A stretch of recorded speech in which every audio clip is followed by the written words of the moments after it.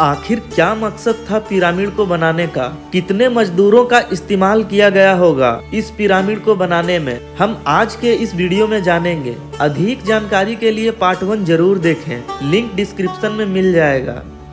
जब एक व्यक्ति जानवर का पीछा करते हुए इस पिरामिड के अंदर पहुंच जाता है तो उसे वहां क्या दिखता है? बहुत सालों पहले जब एक शख्स इस पिरामिड के पास से गुजर रहा होता है, अचानक उसके सामने एक जैकल आ जाता है। जब इस शख्स ने जैकल की तरफ पत्थर फेंका तो वो जैकल पिरामिड में बनी हुई एक छोटी सी सुरंग में घुस जाता है। ये देखकर वो शख्स उसके पीछे जाने लगता है। उस शख्स को इस बात का बिल्कुल भी अंदाजा नहीं था कि अगले ही पल वो पिरामिड के कौन सी खास चीज को देखने जा रहा है। जब वो शख्स पिरामिड में बने इस छोटे से रास्ते से अंदर चला जाता है और वो शख्स पिरामिड में एक सीक्रेट चैम्बर के अंदर तक पहुंच जाता है, जहां दीवारों पर कोई अलग ही भाषा में कुछ लिखा होता है। यही वो पॉइंट था जिसने दुनिया भर के लोगों को और आर्कियोलॉजिस्ट को हिला के रख दिया था। उसके बाद से ही पता चला कि पिरामिड के अंदर सीक्रेट चैम्बर भी मौजूद हैं, जिन पर आज भी रिसर्च चल रही है। The great pyramid of Giza, जो तमाम पिरामिडों से बड़ा है,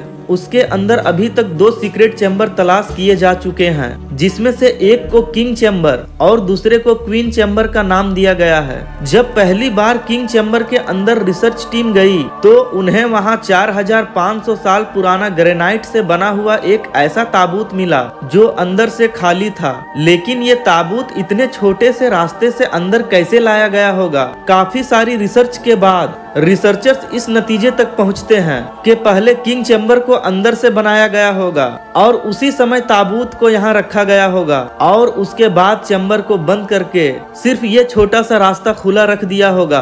आखिर 4500 साल पहले ये कौन लोग थे जिन्होंने पिरामिड बनाने के इतने मुश्किल चैलेंज को कंप्लीट किया था? यह एक ऐसा सवाल था जिसके बारे में कई थ्योरीज हैं। इनमें से एक थ्योरी ये है, पिरामिड का काम उन गुलामों से करवाया जाता था जो इजिप्शियन नहीं थे। कुछ थ्योरीज ये भी हैं कि हजारों साल पहले अर्थ पर एलियंस आए होंगे और इन पिरामिडों को बनाकर वापस चले गए होंगे। लेकिन एक्सपर्ट्स ने कई सालों की मेहनत के बाद कुछ ऐसे एविडेंस तलाश किए हैं जिसने तमाम थ्योरीज को रिजेक्ट कर दिया।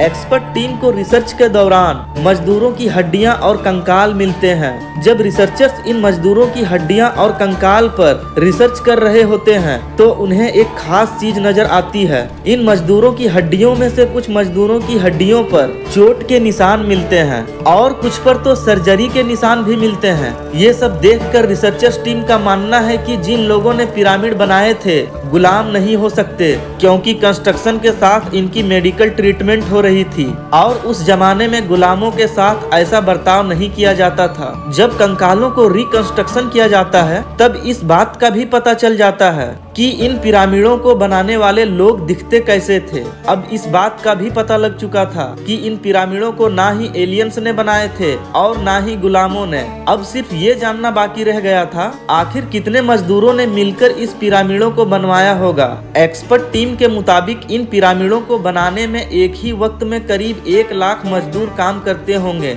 और इन मजदूरों को पूरे देश से लाया जाता होगा। अब रिसर्च टीम को अपने कई सवालों के जवाब मिल चुके थे, लेकिन कुछ सवाल थे जो अब भी रिसर्च टीम को तंग कर रहे थे। इनमें से एक सवाल ये था कि इन पिरामिडों को बनाने का मकसद क्या था? 60 लाख टन से भी ज्यादा वजनी 23 लाख पत्थरों से बना सिर्फ एक पिरामिड और उनके अंदर बनाई हुई सीक्रेट चैम्बर, इन सब को बनाने का आखिर कोई तो मकसद होगा। इन सवालों के जवाब हम वीडियो के चौथे पार्ट में जानेंगे।